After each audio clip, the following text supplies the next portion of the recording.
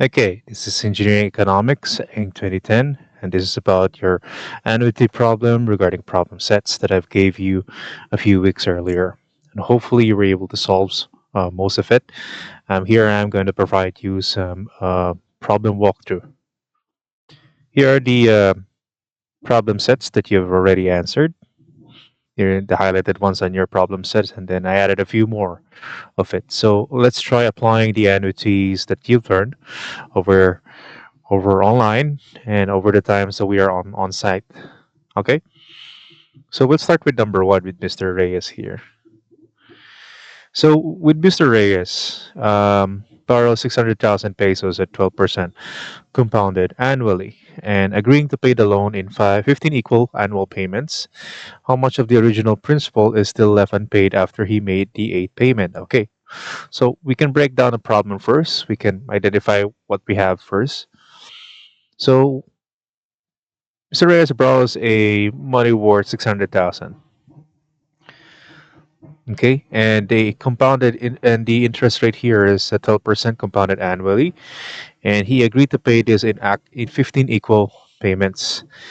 However, we are required to determine how much of the original principal is still unpaid. So that means after he made the 8th payment, that means we're dealing with the 7 remaining payments, if I'm not mistaken. Okay, so what we can do first is lay down our cash flow diagram so that we understand, maintindihan natin. So we know now he gained 600,000 pesos dito, and he has to pay this in 15 equal payments. So we can draw our cash flow diagram just like so. The interest rate is 12% and it's compounded annually. So our solution here is we don't know what is the equivalent 15 equal annual payments first, so that we can answer the primary question, which is how much is left, how much of the original principal is left after he made the 8th payment. So we can solve it by using the basic annuity formula. We already have yung present worth value natin, which is yung 600,000 niya dito. All we have to do is just find yung A, which is yung annuity natin. Or basically yung amortization, basically. There we go. So recall this formula in present worth annuity problem natin. It should be the same for amortization problem. Is that P is equals to the product of A and this particular function na to. 1 minus 1 plus I raised to negative n divided by interest rate. In this particular case, we know P, we know I, and we know our total period data, which is 15 equal annual payments. The period matches that of the interest rate naman, so there's no reason for us to change it. So we substitute our known values. There we go. We are left with our unknown, which is A. So P here is 600,000. Our interest rate here is 12%. So that's 1 plus 0.12. That'll be 1.12 raised to negative 15. And after manipulating the formula, we can get our A is equals to 88,094.54 cents. After which, we can now proceed on answering how much of the original principal is still unpaid after he has made the 8th payment. Okay, so the remaining principal. So we can still use the same formula pa rin. We'd still be using this one. But this time, we're talking about the remaining 7 payments na lang. So we're talking about after the 8 payments. So 7 plus 8 is equals to 15 equal payments. So if you already made the 8th payment, meaning you have 7 left. So hence your period should be negative 7. And we're talking about original principal. So we're gonna be using yung present worth annuity dito. Okay, so we basically need, if I'm gonna draw it, I'm gonna go with orange dito. We basically need what is the remaining amount basically here. There we go. It's not registering, pero okay.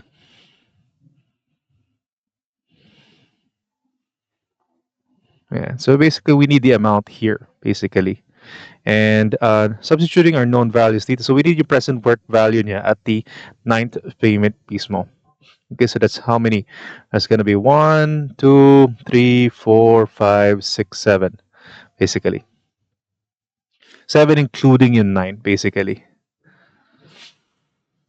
Okay, so how many left dito? So magiging one, two, three, four, five, six, seven, going way back dito. 8 being your zero, parang starting point is remaining, yung remaining principal balance niya. Okay? Okay, so we manipulate the equation. We substitute our known values with A being 88,094.54 and we're already having interest rate dito and -7. So all we have to do is just substitute, and we will get the remaining balance is principal. Original principal is 402,000, 42 and 5 cents. Hopefully that's clear. Moving with the next problem. A man approaches ABC Loan Agency for 100,000 pesos to be paid in 24 monthly installments. 24 monthly installments. Okay. So the agency advertised an interest rate of 1.5% per month. They proceed to calculate the amount of his monthly payments as 5,751.67 cents. So what is the effective rate of interest? I like this problem kasi medyo tricky siya ng konti. Meron siyang 1.5% dito, and then you already have your monthly payments dito, and then you have your equal um, number of installment periods, which is 24 monthly. You also have yung principal amount mo, which is 100,000 pesos dito. Definitely. So ano daw yung effective rate of interest? So the problem here is for us to know yung effective rate of interest, we need to know yung interest rate that this amortization is going for. So we use yung formula na to to determine yung I natin since 24 period siya. We have P, we have A, we have I. We don't have I, we have yung period. And I here should look something like this one. 0.0276%, 0.0276 or 2.76%, which is a lot higher than the one advertises than the agency. So we'll be using this one because ito yung actual based on the conditions ng problem and binigay sa kanyang loan. And then from there, yung formula ng effective rate of interest natin, which is this one, 1 plus yung I or R over M raised to 12 minus 1 times 100. Okay, so we have to find yung, this was yung interest rate niya over the course ng 24 monthly period. We have to know na yung effective interest rate niya on a per annum basis, which is 38.64%. Okay? I want you to recall that I here is equals to, okay, my pen is not working. Okay. Okay lang. Is equals to nominal interest rate divided by a compounded period.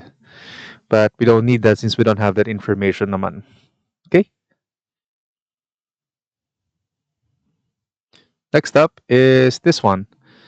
So here for number 3, you purchase a small lot in a subdivision, paying 200,000 pesos as a down payment and promising to pay yung remaining outstanding balance mo with 15,000 pesos every 3 months for the next 10 years. So every 3 months, that means every quarter. Okay, for the next 10 years. So the seller figured the interest at 12% compounded quarterly. What was the cash price of the lot? So what does it mean is what is the principal value, or basically what's the present worth of the lot?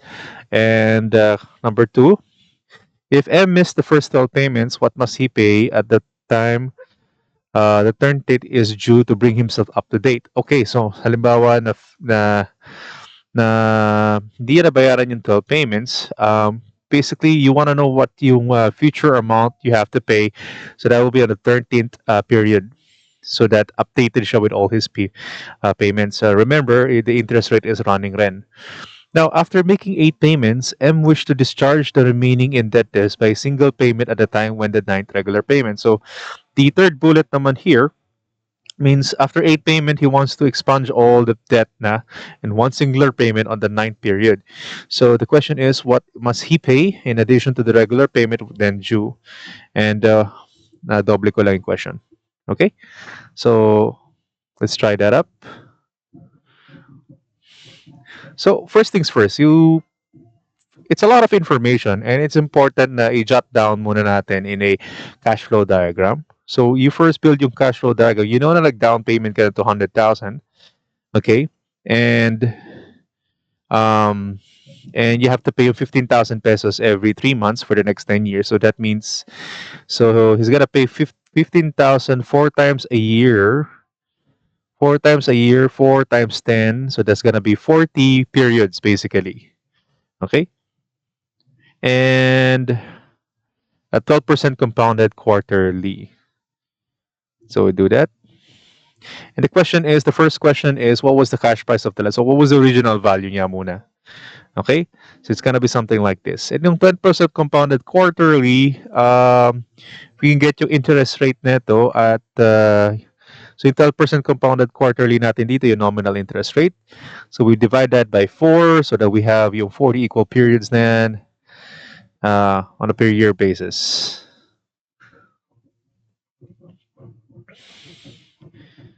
Okay, so we can definitely answer yung first bullet dito. Remember, we have this one.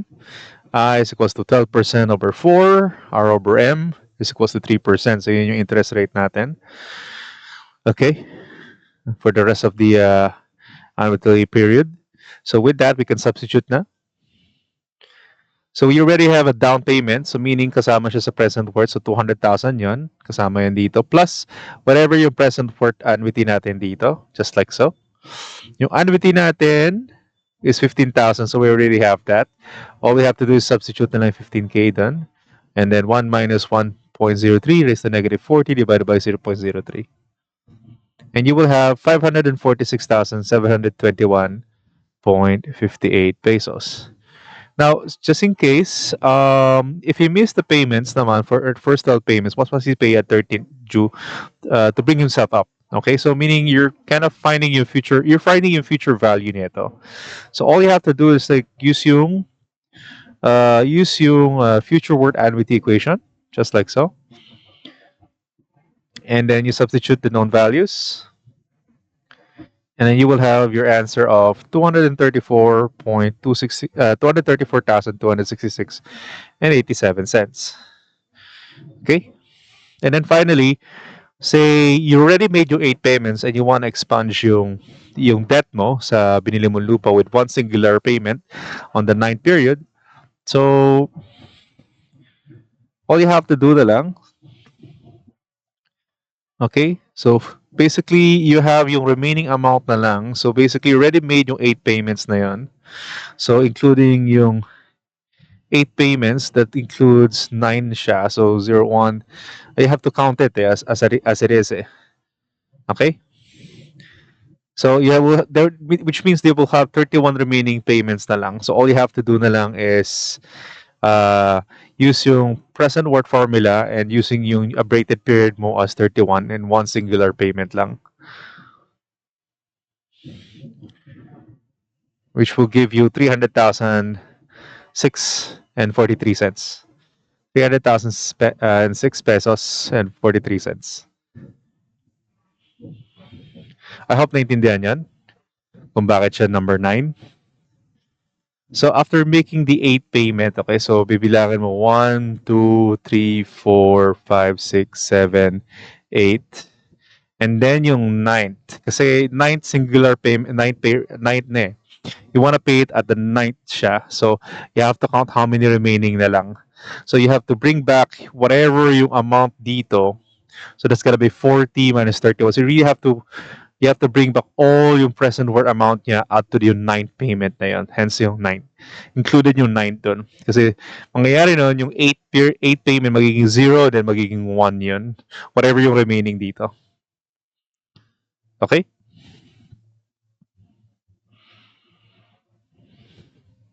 You can pause the video and review back and forth yung mga problem sets natin. Next up is yung this one is the first time I uploaded this. I think I made an error, so I uploaded a new one.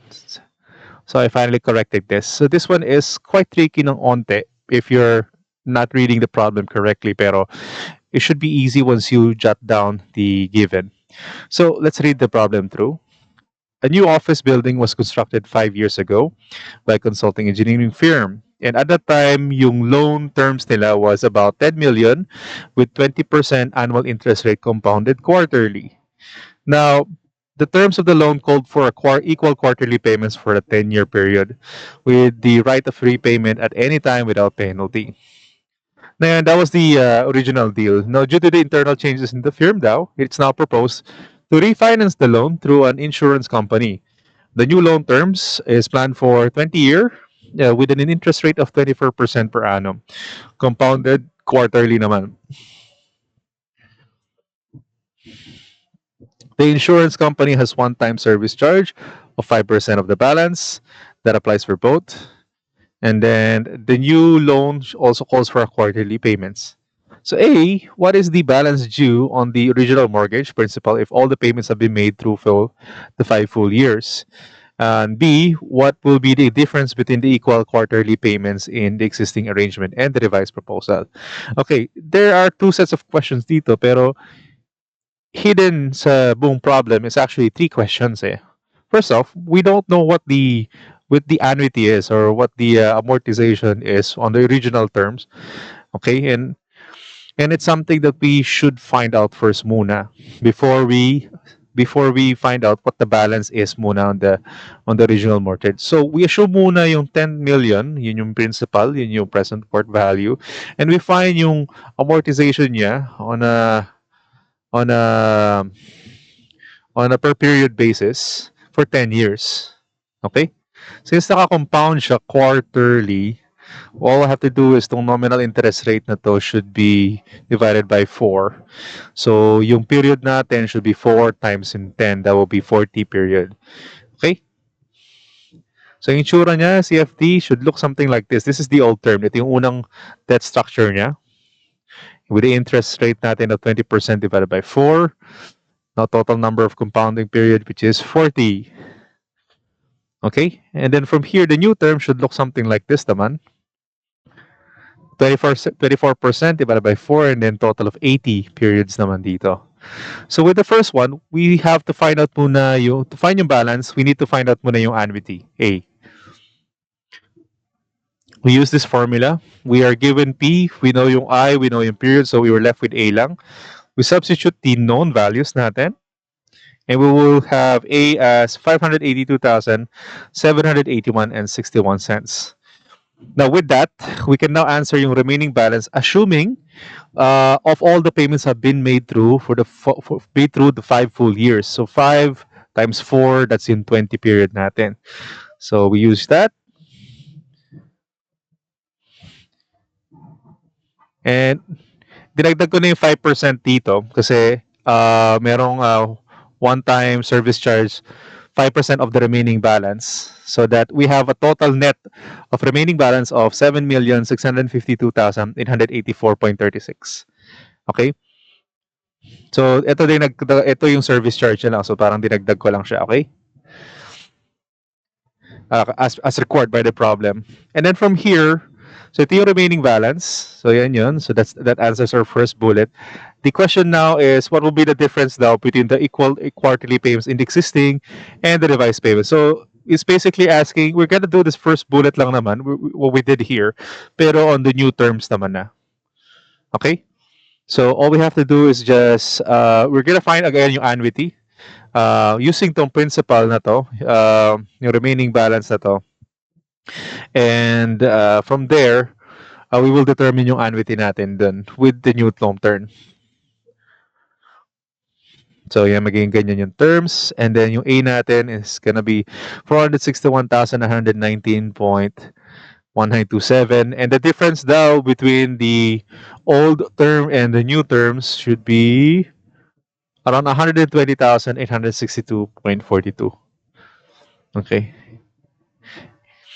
What does it tell us ba? Kasi, we're just computing stuff lang naman dito. Pero what does it tell?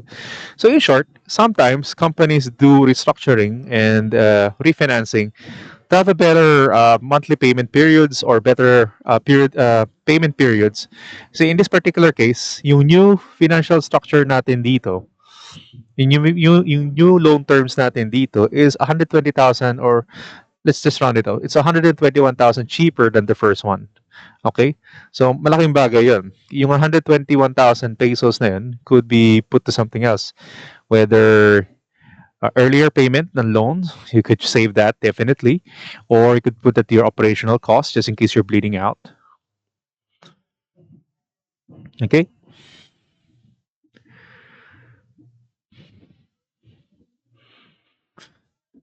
Next up, for number 5, we have this one. So we have yung asphalt road and yung retirement fund. Classic examples ng annuity problems. So in this particular case, asphalt road, the asphalt is required. Asphalt road requires an upkeep. No upkeep until the end of 2 years, when 60,000 will be needed for repairs, and after this, 90,000 will be needed now for the repairs at the end of each year for the next 5 years, and then 120,000 naman at the end of each year for the next 5 years. If the money is worth, if the cost of money is worth 14,000, 14% compounded annually, what was the equivalent uniform annual cost for the 12-year period? So, kung titingnan natin, 2 plus 5, 7 plus 5, 12 years nga naman pag tinotal mo nga. Ang tinatanong lang naman dito, what is the equivalent uniform annual cost for the 12-year period? So, instead of, basically, what the problem is asking us, if titingnan natin dito, let me just draw lang yung cash flow diagram. So, what the first line here, first two lines represented is this one. So 60K, 90K, 120K. And definitely we have to find what PE is here. Definitely ano yung pinaka-total present worth niya. Okay. 14%, yeah. Yeah, definitely. But the thing is, we're being asked what is the annual uniform, what is the uniform annual cost for the 12-year period, basically yung per annum basis niya. Instead of pa-increase siya na 60, then 90, then 120, what is the equivalent nga naman nito on a per year basis? This is number 5, no? Number 5. Yeah.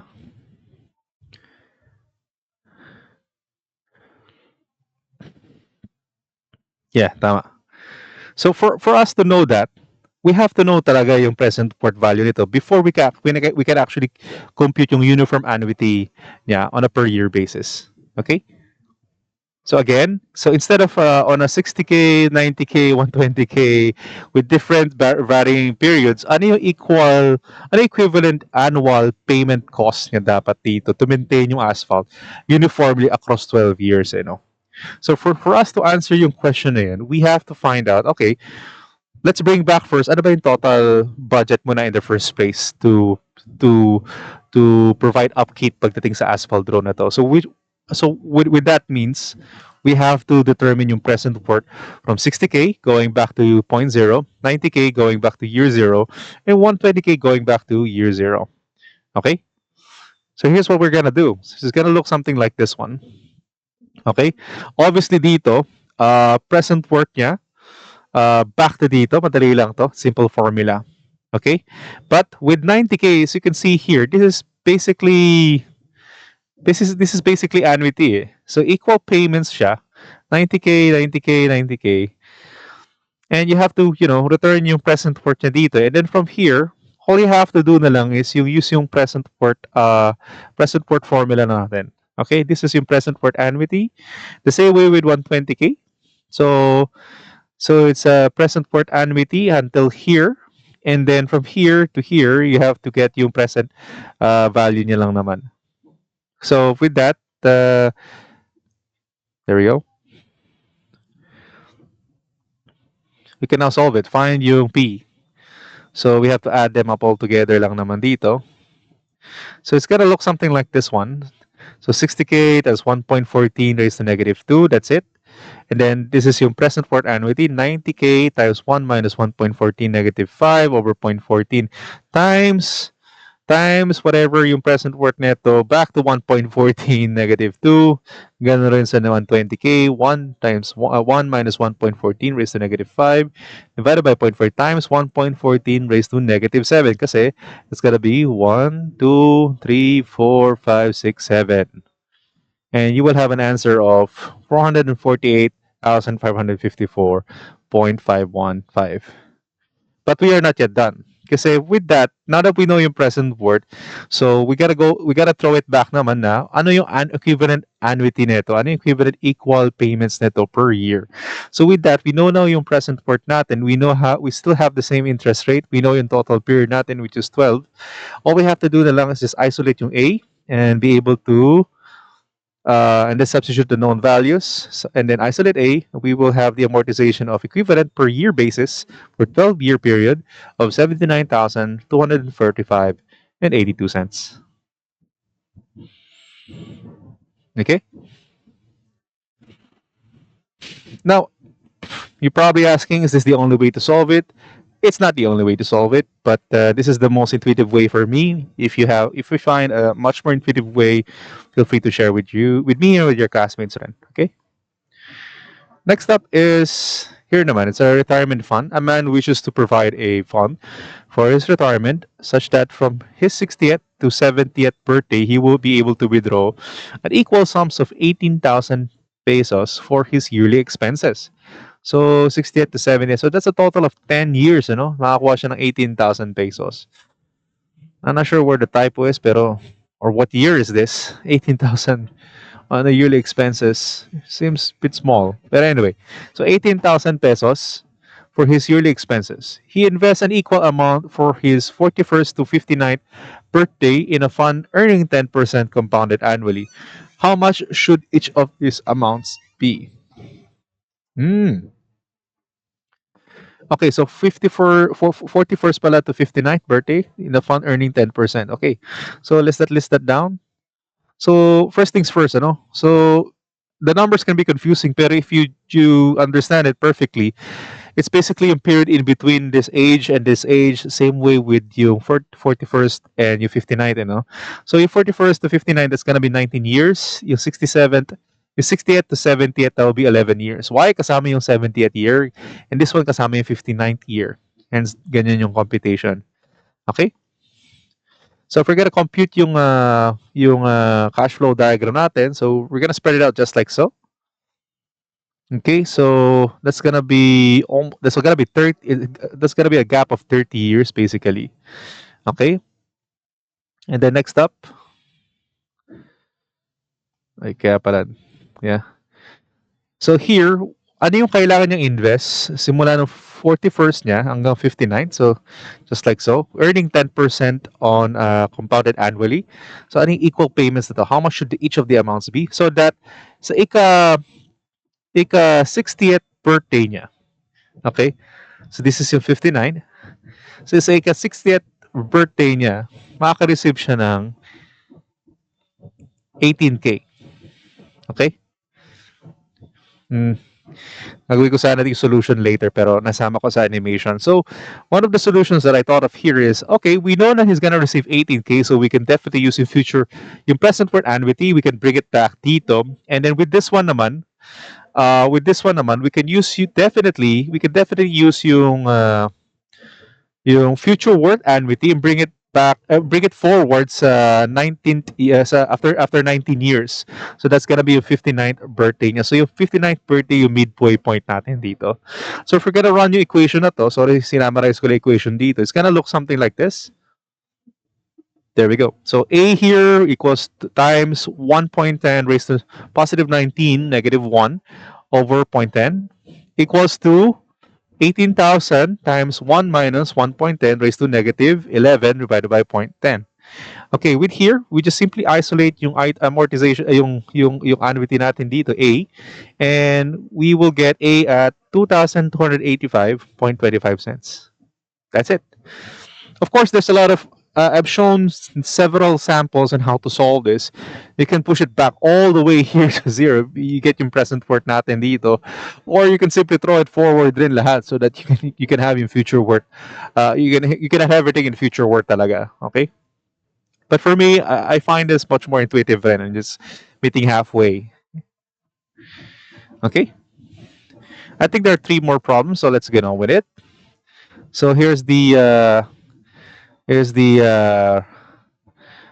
number 7, 8, then there's also number 9. Okay? So here, we're here to determine the present worth and the accumulated amount of an annuity consisting of 6 payments, 120,000 each, and the payment are made at the beginning of each year. Money is worth 15% compounded annually. Before we start anything, what's the difference between this problem and the rest of the problems we've been trying to solve? Sure, they're all annuity, pero what's the difference? The difference here with this particular word, the payments are made in the beginning of each year, meaning we're dealing with annuity due problem dito. So if we're gonna write down draw yung cash flow diagram natin dito, it should look something like this one. Okay, so an annuity consisting of 6 payments of 120,000 each. So kasama to, 1, 2, 3, 4, 5, 6. That's 120K. And we're being asked what is the present worth and the accumulated amount. So P here and your future amount.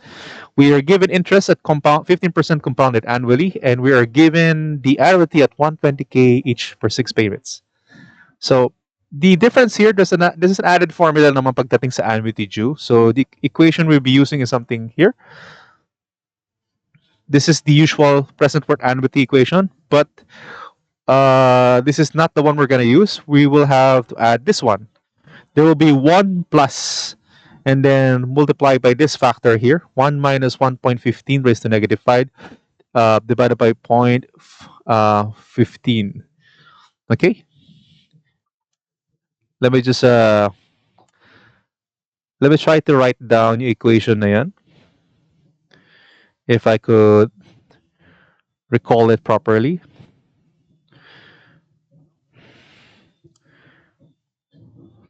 Hang on tight. Annuity due.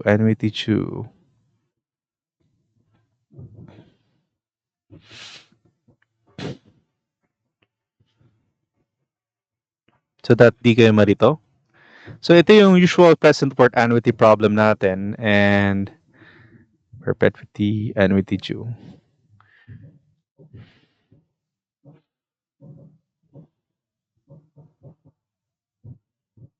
There we go. So the equation that I'm using here in its basic sense, may n minus 1 kasi yan eh. So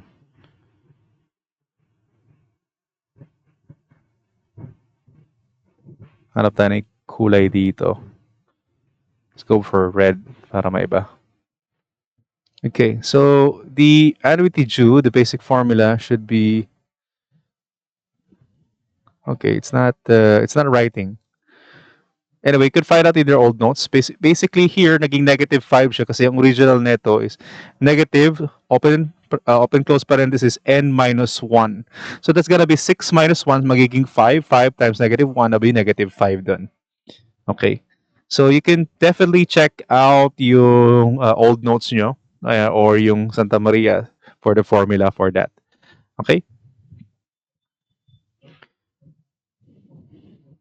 So after that, you can get na yung present worth, which is 522,258.61 cents lang naman. Now, for the future worth lang naman, it's pretty much the same thing, except the future worth annuity due formula for future worth is this one. F is equals to A, open close bracket, 1 plus I, n plus 1 minus 1 divided by I minus 1. So substituting all the known values, you will have the accumulated amount of 1.2 million, basically 1,208,015 pesos and 90 cents. Okay.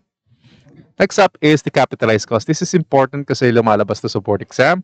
So If you recall, capitalized cost is simply the present is a summation of the present work cost of the initial investment, operating costs, and any repair work or rework costs, basically. So we can itemize this as it should by reading the problem muna.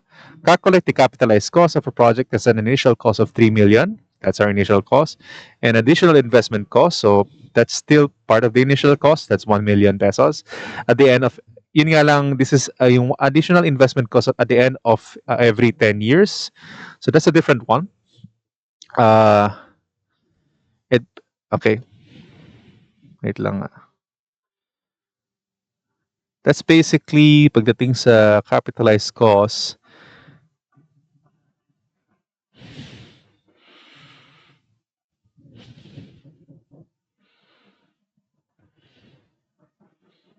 Okay, okay lang. Basically, it's still an it's still an annuity. Yun nga lang, instead of per year or per month basis, it's still on every 10 years naman dito. So there's a different formula for that. You will notice it later.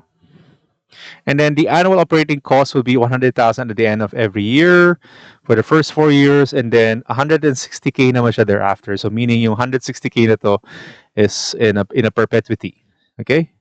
And then in addition, there's an expected recurring major rework cost at 300,000 pesos every 13 years. So another annuity, pero this time on a per 13-year basis.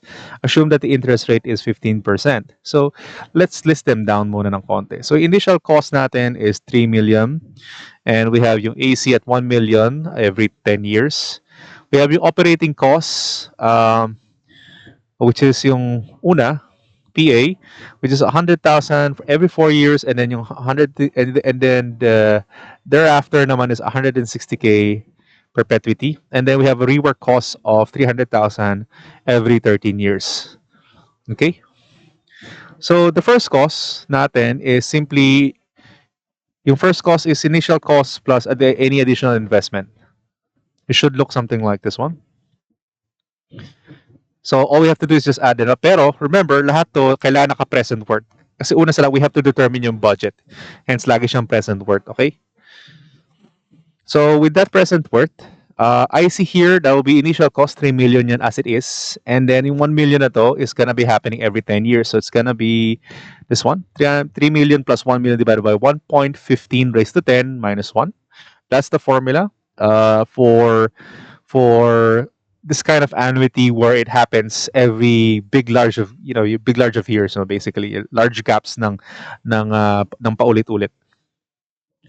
Next up, so we will have this at 3,328,347 pesos and 8 cents. The next one would be yung present worth maintenance cost or PMC, what we call it. So ano sila? So that will be yung PA, and this yung 100K every year for the first 4 years, and then of course yung 160K thereafter. So naka-perpetuity yun. So yung pag naka-perpetuity, that's gonna be 160K and then pababalikin natin by another 4 years yun. So that's 160K divided by 0.15 times 1.15 raised to negative 4. Okay? And then of course, yung 100K naman to at the end of every 4 years. So basically gagamitin lang natin is present worth formula lang naman dito. So 100K times 1 minus 1.15 raised to negative 4 divided by 0.15. Yeah, there we go. Sorry, di ko na ginawa yung cash flow diagram. You can draw that yourself naman na. Should be easier. And then, of course, you get yung answer nito, which is around 895,367.96 cents. And then, for that, you can now get na yung I can do another one dito, which is yung recurring major work, basically. But we can just add it dito na lang sa capitalized cost. Basically, pag may mga recurring work, you just have to get yung present worth neto. So FC here is 3.3 million, PMC here is 0.8 million, and the PRC here is basically 300,000 divided by 1.15 raised to 13 minus 1. Okay, because it's recurring every 13 years, large gaps, pero recurring pa rin every X amount of years. And we have a capitalized cost of 2 million, 4.3 million basically. So 4,281,935 pesos and 96 cents. Okay. The important thing here is every cost na nakikita nyo dito should be converted back to its present worth. And that's how you build yung budget nyo so that you know you can accommodate yung buong total period niya. Okay? Hence why budgeting is it's an art form at the same time precision work then. Number 9, the will of a wealthy philanthropist left 5 million to establish a perpetual charitable foundation. The trustees decided to spend 1.2 million to provide facilities immediately and to provide 100k capital replacement at the end of each 5-year period. A capital replacement at the end of each 5-year period. If the invested funds earn 12% per annum, what will be the year-end amount available in perpetuity from the endowment for charitable purposes? Okay. So let's break it down yung problem na yan. So we're given what? So there's a 5 million total budget dito. And yung cash flow diagram niya should look something like this one. So 1.2 definitely is something it's something na meron kang 5 million from the start and may 1.2 million na ginastos yung mga trustees to provide operational to jumpstart things para sa facilities. Should look something like this one. Okay? And then since this is in perpetuity, should look something like this one. There we go. Now, to provide the 100k of capital replacement at the end of each year every 5-year period. So this looks like an annuity pero on a 5-year basis siya. So 100k yung ginagamit for on a 5-year basis. So that's something we can use later. So yung interest rate natin is 12% per annum. So the question is, what will be the year-end amount available in perpetuity from the endowment for charitable purposes? So how much daw? So there we go, yun yung 100k natin, okay? And then what is the A natin dito? What is the year-end amount available? Okay? So what we do here is basically we find yung net amount natin less yung operating costs. And for us to find that, we need to find yung annuity on a perpetuity basis dito. And that's a lot easier kasi that's just 5 million in total funds natin. Yun yung present worth. We have yung interest rate. So we can definitely determine yung A perpetuity natin, which is at 600,000 pesos. Okay? Now, of course, yung mga costs involved. And meron tayong operational cost dito. So we have to deduct that. So here, PC here will be our present worth cost natin dito. And the cost here is basically 1.2 million plus yung 100k every 5 years. So that's going to be 1.2 million plus 100,000 divided by 1.12 raised to 5 years minus 1. There we go. So that's going to be 1,331,174 and 78 cents. Okay? And yung annual cost neto and yung cost neto associated with this amount. Syempre kasi yung 5 million should cover also yung cost to run things around eh. And this gonna be in perpetuity. So it will take 159,740 pesos and 97 cents. Okay? So the cost to run this on a per year basis though that will be 159,746.97 cents in perpetuity. So naka perpetuity formula tayo dito. Now the question here is how much is left for endowment and charitable how much is left in perpetuity from the endowment for charitable purposes on a year basis. So what we have here, we know at our first equation we have 600,000 dito less yung gagastusin sa operation cost neto, including how to jumpstart this and everything. So you have this one minus this one. we have 440,259 pesos and 3 cents, or simply 440,259 pesos.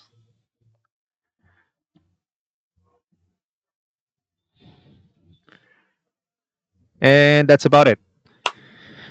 Here are the reference I've used, primarily kay Santa Maria galing yung mga problems na yun. I've used yung mga samples for uniform gradient and uniform geometric gradient and uniform analysis na yan for Lenan. I'm still thinking if I'm gonna include that as a problem, pero that's pretty much it muna. Okay? Our quiz, I will announce it via our learning management system in Canvas. Thank you so much.